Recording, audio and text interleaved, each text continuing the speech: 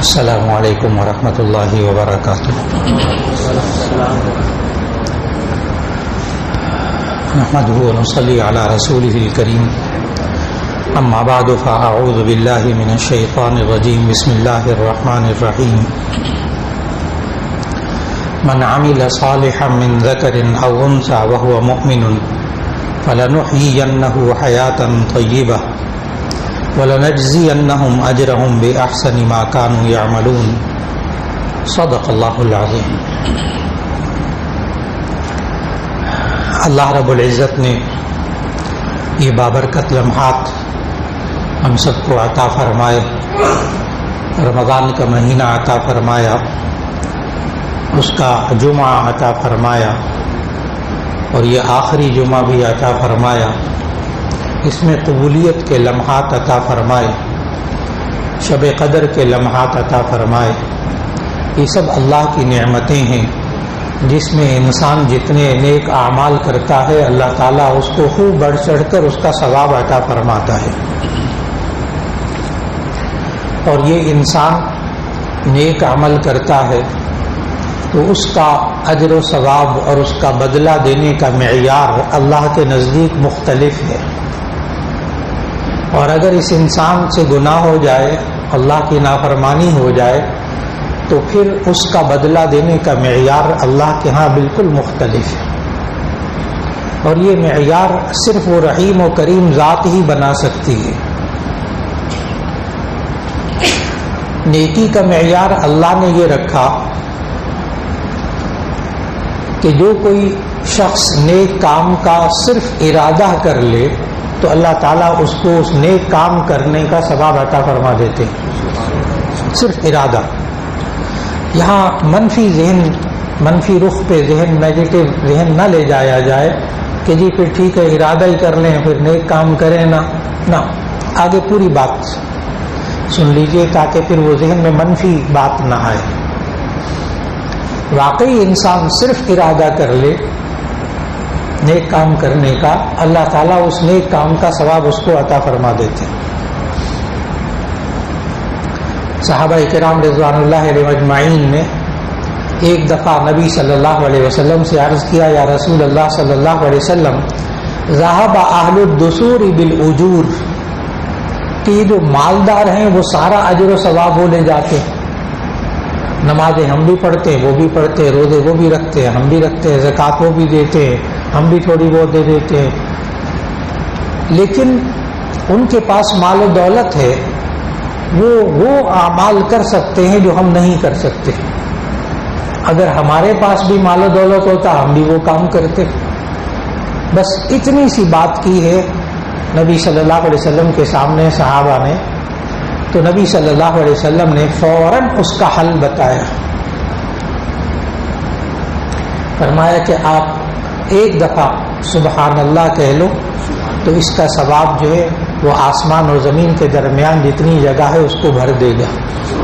سبحان. پھر اور اعمال بتائے ایسے. معلوم یہ ہوا کہ صرف نیک عمل کا ان صحابہ نے ارادہ کیا کہ کاش ہمارے پاس بھی پیسہ ہوتا تو ہم بھی یہ کام کرتے. بس اتنی سی بات پہ اللہ تعالیٰ نے ان کو اجر و ثواب عطا فرما دیا. اور اگر یہ بندہ صرف دوسرے کو نیک کام کرنے کا راستہ دکھائے, بھئی آپ نماز پڑھ لیں, آپ روزہ رکھ لیں, آپ یہ اچھا کام کر لیں, صرف آپ راستہ دکھا دیجئے نیک کام کا. اب نبی صلی اللہ علیہ وسلم کا ارشاد ہے کہ الدال علی الخیر کفاعلہ, نیک کام کی طرف رہنمائی کرنے والا اس نیک کام کرنے والے کی طرح ہوتا ہے. آپ نے صرف راستہ دکھایا ہے, آپ کو اس نیک کام کرنے والے کا ثواب مل گیا. آپ جب وہ کام کر لیتے ہیں, نیک کام کر لیا آپ نے, اب اللہ تعالیٰ نے قرآن مجید میں ایک اصول ہمیں بتایا ہر نیک کام کے بارے میں کہ من جاء بالحسنۃ فلہ عشر امثالھا. جو بندہ ایک نیک کام کرتا ہے تو اللہ تعالیٰ اس کو 10 نیکیوں کے برابر ثواب دیتا ہے. جب ارادہ کرتا ہے تو ایک نیک کام, کسی کو راستہ دکھاتا ہے تو ثواب اس کو مل جاتا ہے. لیکن اگر وہ کام کر لیتا ہے تو اس کو 10 نیکیوں کے برابر ثواب ملتا ہے ہر نیک عمل کے بارے میں. یہ اصول من جاء بالحسنۃ فلہ عشر امثالها، جو کوئی نیک کام کرے گا، ایک نیک کام اس کو 10 نیکیوں کے برابر ثواب ملے گا. اس لیے آپ حضرات نے دن بھر میں 5 نمازیں پڑھی تو اللہ نے 50 نمازوں کا ثواب عطا فرما دی.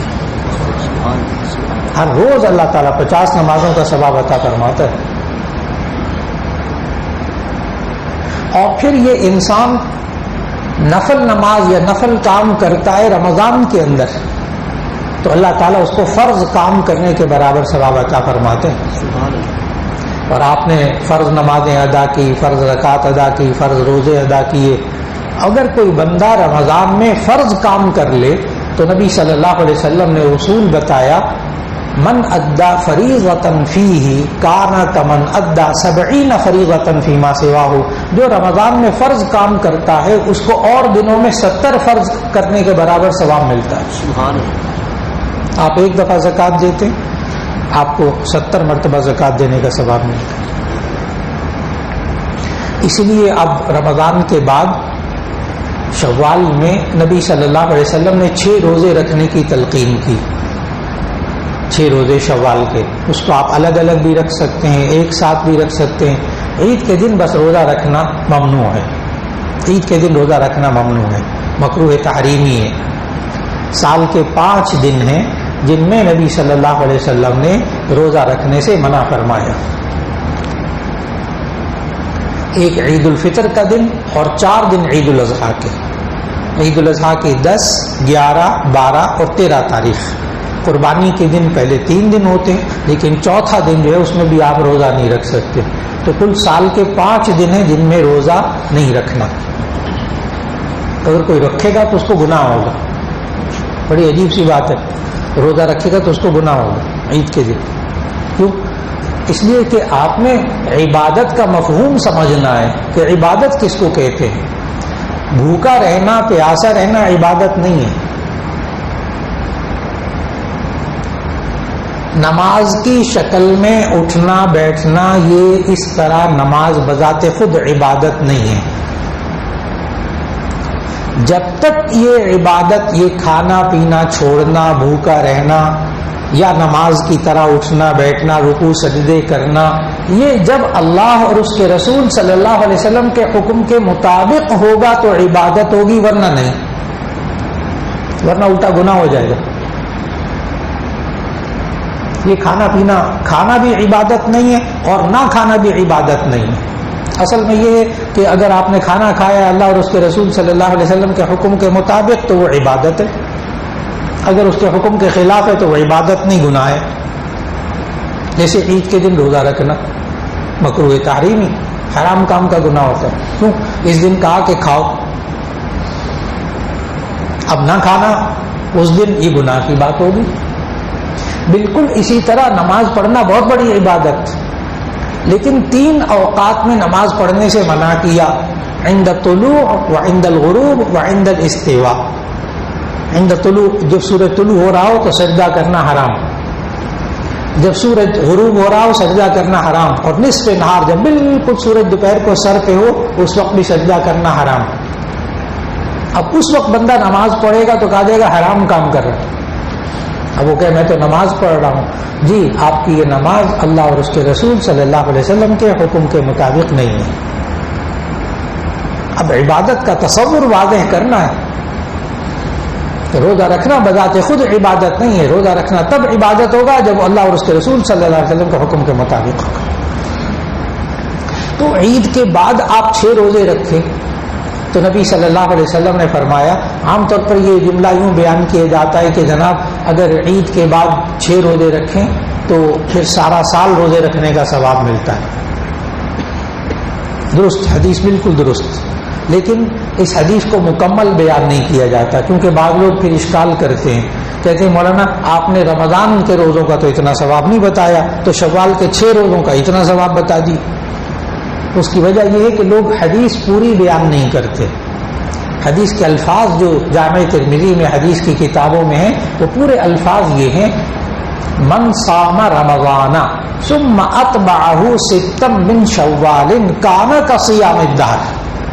یعنی جو شخص رمضان کے روزے رکھے پھر اس کے ساتھ شوال کے 6 روزے اس کے پیچھے رکھے تو اس کو سارا سال روزے رکھنے کا ثواب ملے گا.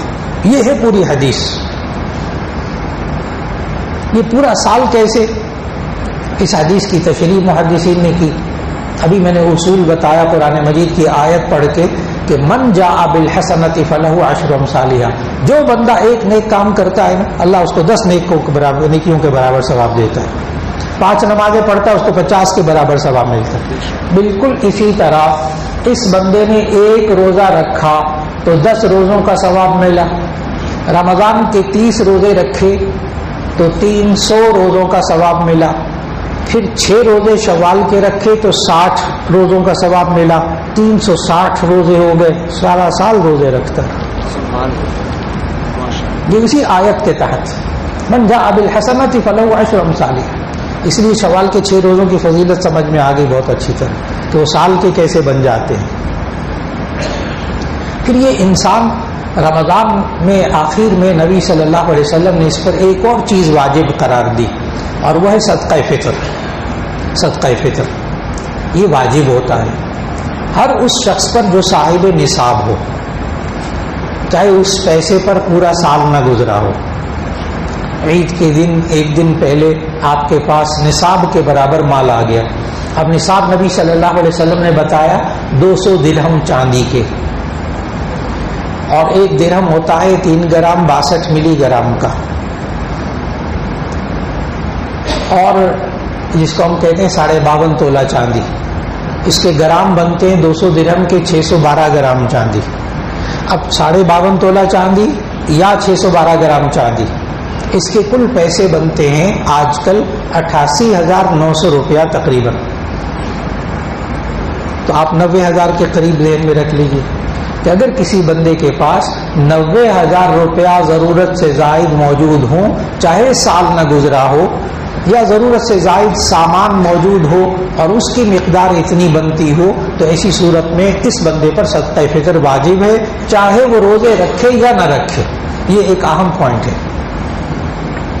چاہے وہ کسی وجہ سے روزے نہ رکھتا ہو، بیماری وغیرہ کی وجہ سے، لیکن پیسہ اس کے پاس موجود ہے تو وہ صدقہ فطر ادا کرے گا. تو صدقہ فطر اپنی طرف سے بھی ادا کرنا واجب ہے اور اپنے نابالغ بچے اور بچیوں کی طرف سے بھی واجب ہے. اور جو گھر میں بالغ بچے ہوں اگر وہ خود مالدار ہوں تو اپنی طرف سے زکوٰۃ صدقہ فطر دے دے، صاحب نصاب ہوں، اور اگر نہ ہوں تو ان کے اوپر صدقہ فطر واجب نہیں ہوتا. تو صدقہ فطر واجب ہونے کے لیے بنیادی اصول کہ وہ صاحب نصاب ہو، اپنی طرف سے، اپنے نابالغ اولاد کی طرف سے، اور گھر کے وہ افراد جن کا کھانا پینا اس کے ذمے ہے. ملازم رکھے ہوئے ہیں، ان کا کھانا پینا اس کے ذمے ہے، ان کی طرف سے بھی یہ دے دے، اپنے خادمین کی طرف سے بھی دے دے. یہ صدقہ فطر دینا واجب ہے عید الفطر کی نماز سے پہلے. اگر عید الفطر کی نماز کے بعد بھی دے دیا تو نبی صلی اللہ علیہ وسلم نے فرمایا کہ وہ بھی صدقہ فطر ادا ہو جاتا ہے، لیکن پھر وہ عام صدقوں کی طرح ہوتا ہے، اس کا ثواب اتنا نہیں ملتا.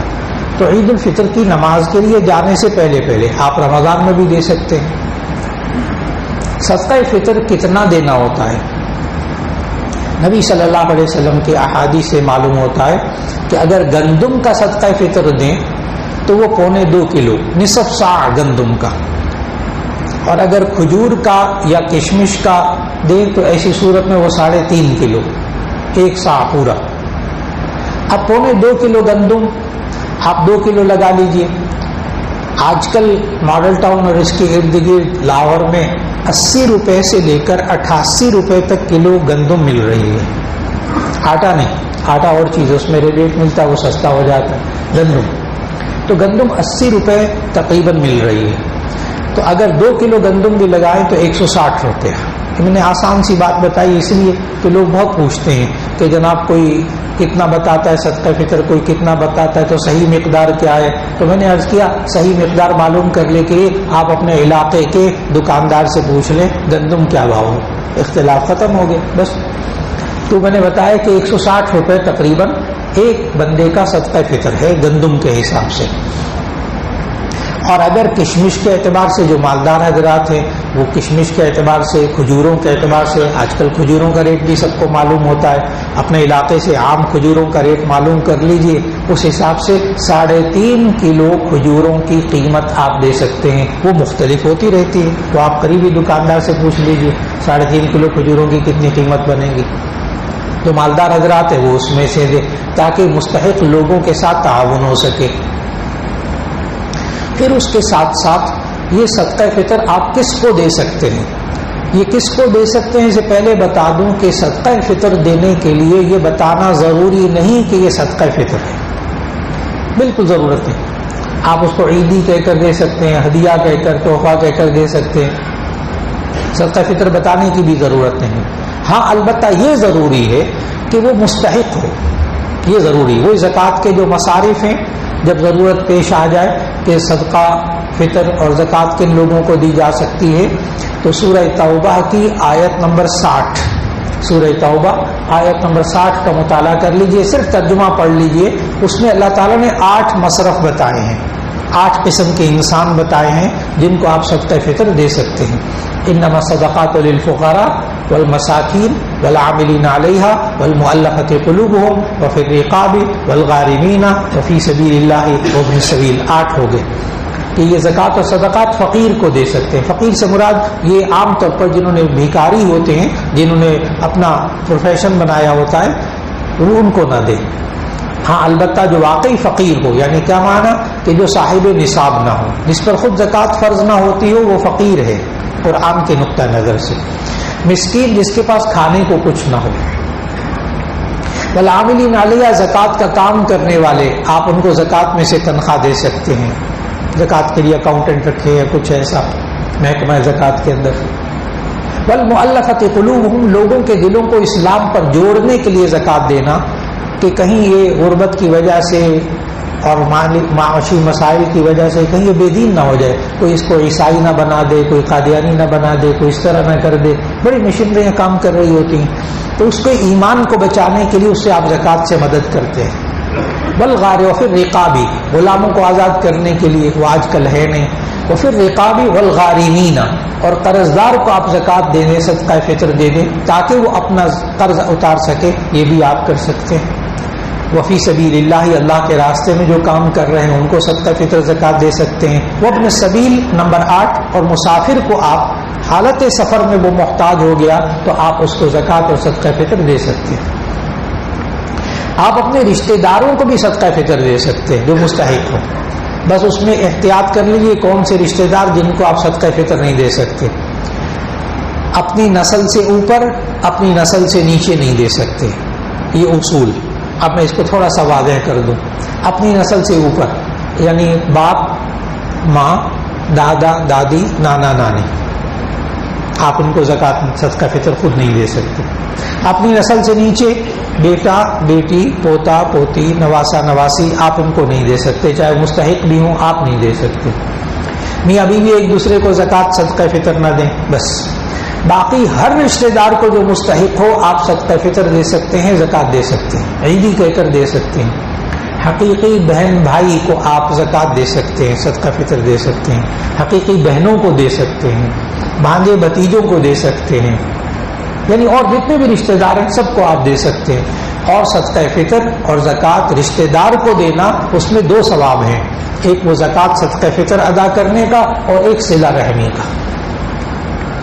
اس لیے صدقہ فطر ادا کرنے کی کوشش کیجیے، واجب ہو تو ضرور ادا کیجیے، نہیں واجب ہے تب بھی دیجیے۔ اور میں نے بتایا کہ چاہے روزہ رکھا ہو یا نہ رکھا ہو، لیکن ہو صاحب نصاب تو اسے صدقہ فطر دینا واجب ہے۔ بالکل اسی طرح صدقہ فطر آپ عید کی نماز سے پہلے دے دیں، لیکن یہاں آج جمعے سے فائدہ اٹھاتے ہوئے یہ بھی عرض کروں گا کہ اللہ نے توفیق عطا فرمائی، رمضان کا پورا مہینہ روزے بھی رکھے، نمازیں بھی پڑھیں، تراویح بھی پڑھیں، اللہ نے بہت آپ کو عبادت کی توفیق عطا فرمائی۔ اب جو عید کی رات ہے نا، اس کا تھوڑا سا خیال کر لیجیے گا، اپنے بچوں کو بھی بتائیے گا کہ نبی صلی اللہ علیہ وسلم کے بعض ارشادات میں، احادیث میں اس عید کی رات کو لیلۃ الجائزہ کہا گیا ہے۔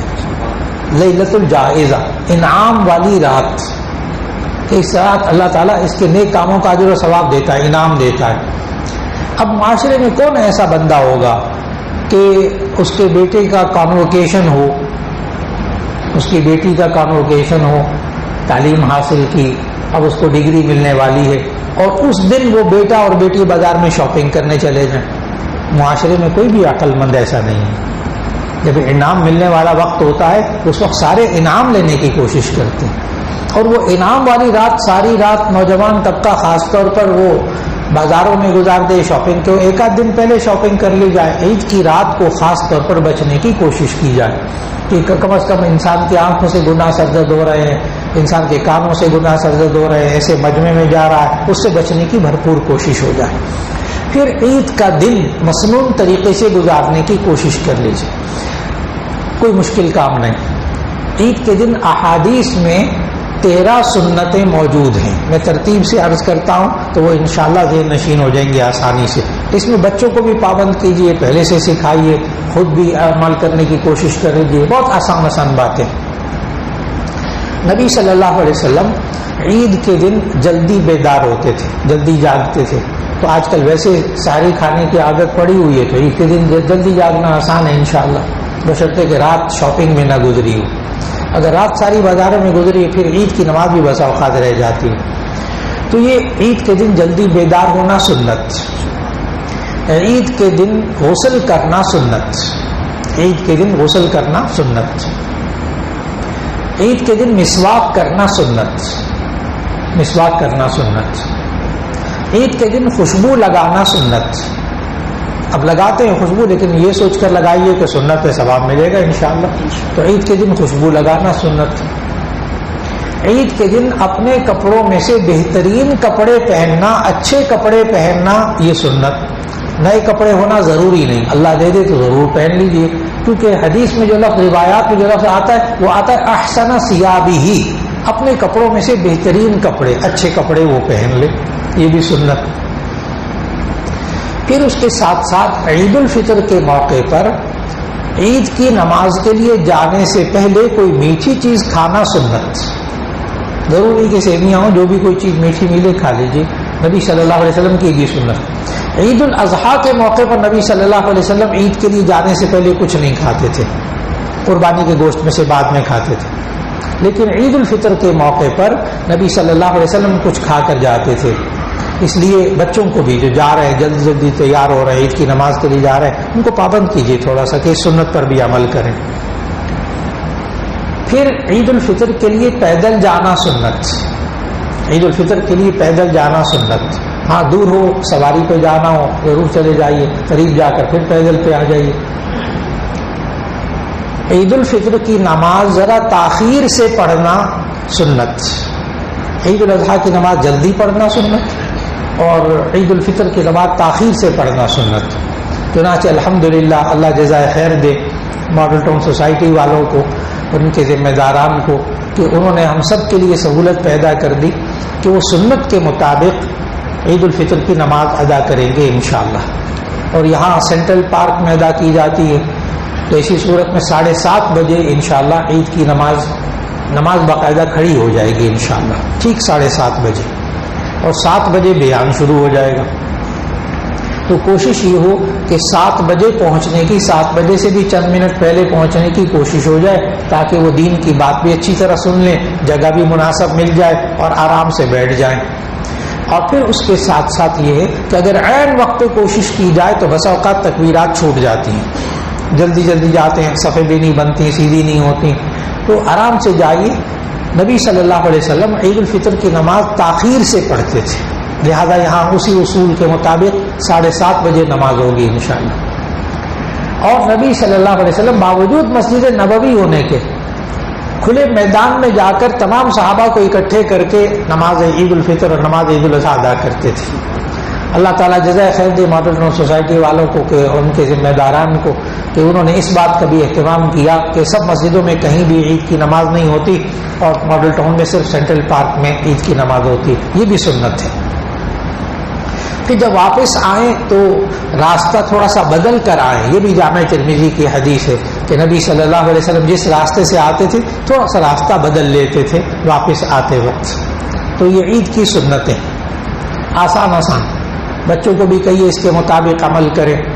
اور پھر عید کی نماز کے لیے جب آپ وہاں پہنچیں گے تو ظاہر ہے کہ عید کی نماز کا بسا اوقات طریقہ چونکہ کبھی کبھی سال میں 2 مرتبہ پڑھنی ہوتی ہے، اس لیے اس کا طریقہ ذہن نشین ابھی سے کروا دوں، بہت آسان رہے گا انشاءاللہ. جیسے آپ جمعے کی نماز پڑھتے ہیں بالکل عید کی نماز اسی طرح ہوتی ہے، 2 رکعت، تھوڑا سا فرق ہے. اور وہ یہ ہے کہ پہلی رکعت میں سورہ فاتحہ سے پہلے امام صاحب 3 دفعہ اللہ اکبر کہیں گے، ہاتھ کانوں تک اٹھائیں گے اور ہاتھ چھوڑ دیں گے. بس ایک فرق تو یہ ہو گیا، پہلی رکعت میں سورہ فاتحہ سے پہلے 3 بار اللہ اکبر کہیں گے، ہاتھ کو چھوڑ دیں گے.